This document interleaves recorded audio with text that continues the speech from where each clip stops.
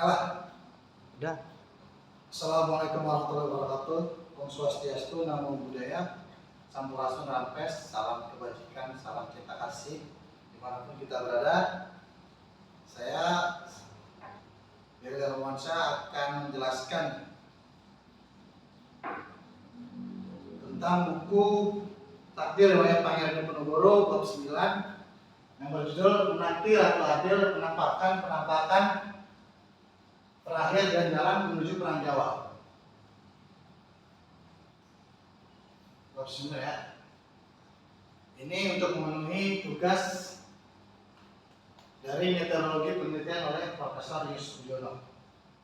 Yang pertama, penampakan meletusnya Gunung Merapi. Ya. Meletusnya Gunung Merapi ini menurut Pangeran Diponegoro adalah sebuah pertanda, ya, menurut beliau katanya begitu.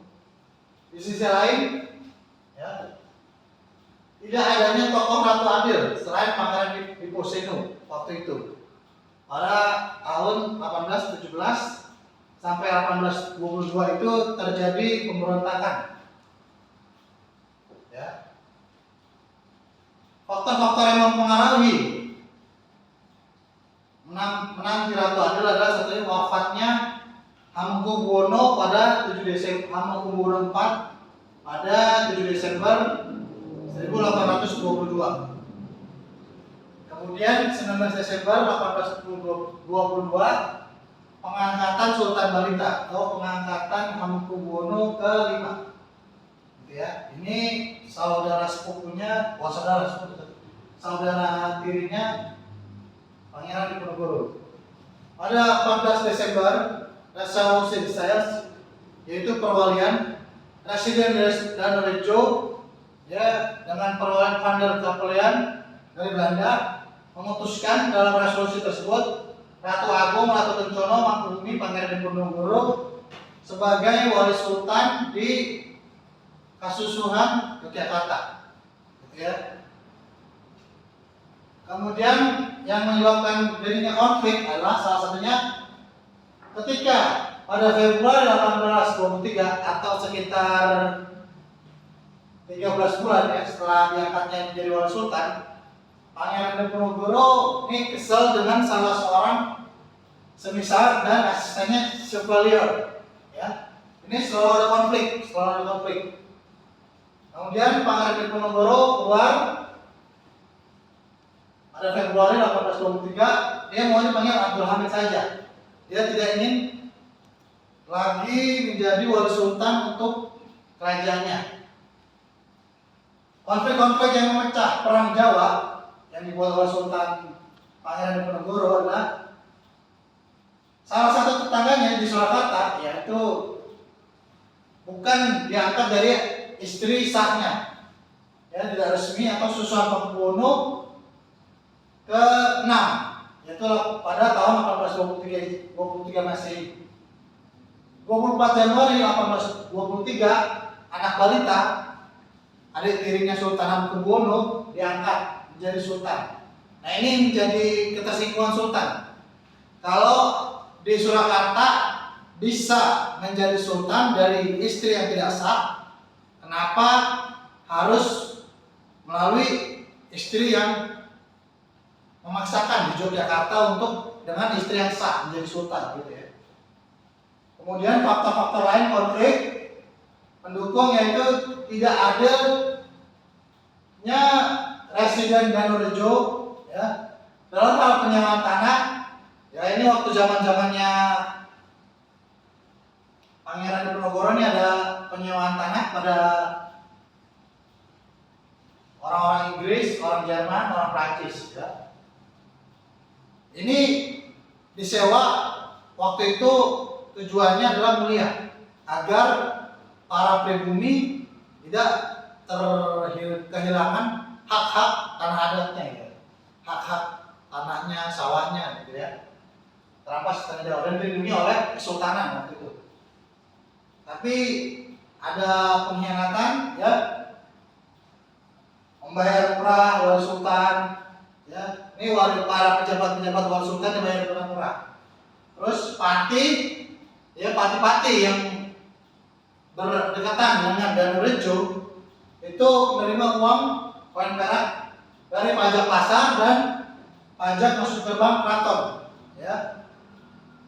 Danurejo, Semisal dan Chevalier yang membuat Pangeran Diponegoro marah adalah keraton dijadikan rumah bordir, gitu ya. Adik-adik Sultan, adik-adik tiri Sultan Diponegoro, Pangeran Diponegoro dijadikannya dijadikannya pelampiasan nafsu syahwat mereka, gitu ya. Kemudian pada pecah pada gerbang puasa 21 Mei 1825, di mana memang setiap tahunnya Kanoman atau Keraton Yogyakarta selalu mengadakan gerbang puasa. Nah, gerbang puasa pada tahun 1825, tepatnya 21 Mei, ini terjadi penghinaan yang habis-habisan oleh Semisal dan Chevalier, gitu ya, sehingga pecah. Akhirnya ya menepilah, balik lagi Pangeran Diponegoro ke Tegalrejo, gitu ya. Nah, dia melakukan semedi dan meditasi. Ya, mimpi dan meditasi pada Mei 1824 Masehi sampai dengan Juli 1825. Ya, dia melakukan meditasi. Akhirnya dia bertemu dengan Ratu Adil. Sosok Ratu Adil dalam pengembarannya, dalam pewujudan metamorfosanya, di sini dikatakan, alasanku memanggilmu ialah agar kamu menyiapkan pasukanku untuk bertempur. Biarlah Jawa segera ditaklukkan. Jika ada orang bertanya padamu atas mandat siapa, mandatnya adalah Al-Quran. Suruh mereka mencarinya di sana.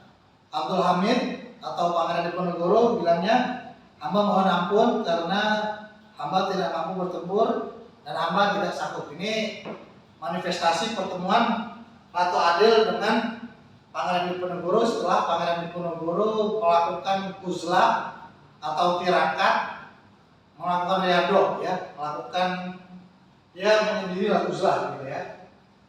Kemudian